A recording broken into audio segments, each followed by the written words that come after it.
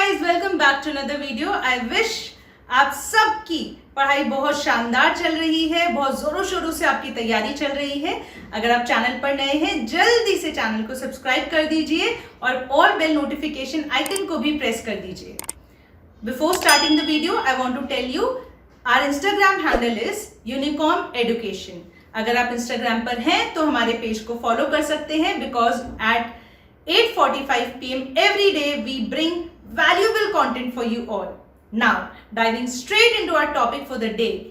किस तरीके से आप MCQ बेस्ड पेपर को सॉल्व कर सकते हैं और 90+ मार्क्स स्कोर कर सकते हैं, और मैं आपको ये भी बताऊंगी कि कैसे MCQs को सॉल्व करते हुए आप पूरे चैप्टर को रिवाइज कर सकते हैं। सो वीडियो को एंड तक देखिएगा, छोटा सा वीडियो होने वाला है और जल्दी से वीडियो को लाइक कर दीजिए। पहले 2 बेसिक बातें आपको बताना चाहती हूँ। पहली बात, देखो, जब भी आप MCQ सॉल्व करो तो क्वेश्चन को और सारे ऑप्शंस को अच्छे से 2 बार पढ़ लो। ये बात ध्यान से आपको इंश्योर करनी है कि कोई भी क्वेश्चन में ऐसा वर्ड ना हो जिसे आप ओमिट कर दें, जो आपसे छूट जाए, या ऑप्शंस में कोई भी ऐसा वर्ड ना हो जो आपसे छूट जाए। ठीक है, कई बार होता है which of the following is true की जगह हम पढ़ लेते हैं which of the following is not true, या कई बार लिखा होता है which of the following is not true, हम उस नॉट को भूल जाते हैं, नहीं पढ़ते और ट्रू देख लेते हैं। ये गलती हमें नहीं करनी। पॉइंट नंबर 2, नेगेटिव मार्किंग का थोड़ा सा ध्यान रखेंगे कि हर एक गलत आंसर के लिए आपको -0.25 मार्क्स की कॉस्ट चुकानी पड़ती है, तो तुक्केबाजी ना करें।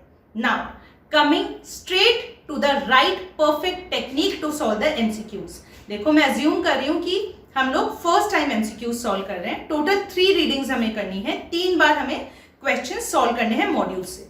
अब सपोज करो इकोनॉमिक्स के चैप्टर 1 के हम MCQ सॉल्व करने बैठे हैं। सबसे पहली बात, 46 क्वेश्चंस हैं, 1 बाय 1 हम सबको सॉल्व करते जाएंगे। देखो, अगर कोई क्वेश्चन आपको बहुत इजी लगता है तो आप वहां पर साइड में लिख दें E। ठीक है, पेंसिल से लिख दें E। इट मीन्स ये क्वेश्चन बहुत इजी है, राइट? आगे चलते जाएंगे। सपोज कीजिए आप 46 में से अप्रोक्सीमेटली 16 क्वेश्चंस में अटक गए, या आपने गलत आंसर चूज कर लिया, या आप नहीं सॉल्व कर पाए उन 16 क्वेश्चंस को। तब आप क्या करेंगे? उनको सर्कल कर दो। ठीक है, तो इस तरीके से फर्स्ट रीडिंग कंप्लीट हो गई। अब जब भी 3-4 दिन बाद, 1 हफ्ते बाद आप सेकेंड रीडिंग करेंगे, जब उस चैप्टर को रिवाइज करेंगे, तब आप क्या करेंगे? जो भी क्वेश्चंस आपने पहले सॉल्व किए थे उसी तरीके से वापस सारे क्वेश्चंस को देखोगे। अगर ऐसा होता है कि पहले आपने जिन क्वेश्चंस को इजी मार्क किया था वहां पर आप अटक रहे हो, तो उस क्वेश्चन को भी सर्कल कर दोगे। ठीक है, ओके। अब उन क्वेश्चंस पे आते हैं जो आपने पहली बार फर्स्ट रीडिंग में सर्कल किए थे, जो आपको थोड़ा टिपिकल लगे थे, या जहां आप अटक गए थे। इस बार भी अगर आप उन्हीं क्वेश्चंस में अटक गए, वो आपको हार्ड लगे, रॉन्ग आंसर पर आप आ गए, तो आप वहां पर स्टार लगा दोगे, या एस्ट्रिक्स लगा दो, या हैश मार्क कर दो, कोई भी एक मार्किंग कर दो। वो इसलिए ताकि जब आप थर्ड रीडिंग करोगे आप केवल इन्हीं क्वेश्चंस को देखोगे। इससे आपका टाइम बचेगा। अगर हर बार जब भी आप चैप्टर रिवाइज करोगे 46 क्वेश्चंस, सभी क्वेश्चंस को आप रिवाइज करोगे, सभी को देखोगे, तो केवल आपका टाइम वेस्ट होगा। तो ये एक परफेक्ट अच्छा तरीका है MCQs को रिवाइज करने का। पहली रीडिंग में जो आपको बहुत इजी लगा और सेकंड रीडिंग में भी इजी लगा, उसे आप थर्ड रीडिंग के लिए क्रॉस मार्क कर सकते हैं। आपको ये नहीं देखने। थर्ड रीडिंग में आप केवल उन्हीं क्वेश्चंस को देखोगे या सॉल्व करोगे जिनमें आप पहले अटके थे, या जो आपको टिपिकल लग रहे थे, जो हार्ड लग रहे थे। एक बोनस टिप और है, कुछ क्वेश्चंस ऐसे होते हैं, जैसे आप चैप्टर 1 इकोनॉमिक्स में देख सकते हैं क्वेश्चन नंबर 36 एंड 37, जो फैक्ट बेस्ड होते हैं। Who wrote the wealth of Nations, who gave the normative science concept of economics, ऐसे क्वेश्चंस। ये क्वेश्चंस ऑफ कोर्स आपको याद करने होते हैं, इनका कोई लॉजिक नहीं होता। ये फैक्ट बेस्ड क्वेश्चंस होते हैं, तो इन्हें सीधा सीधा हाईलाइट कर लें, मार्क कर लें, ताकि जब भी आप चैप्टर रिवाइज करें आप आराम से फिर से आपकी नजर इन पर चली जाए और आपको ये एक बार फिर से रिकॉल हो जाए।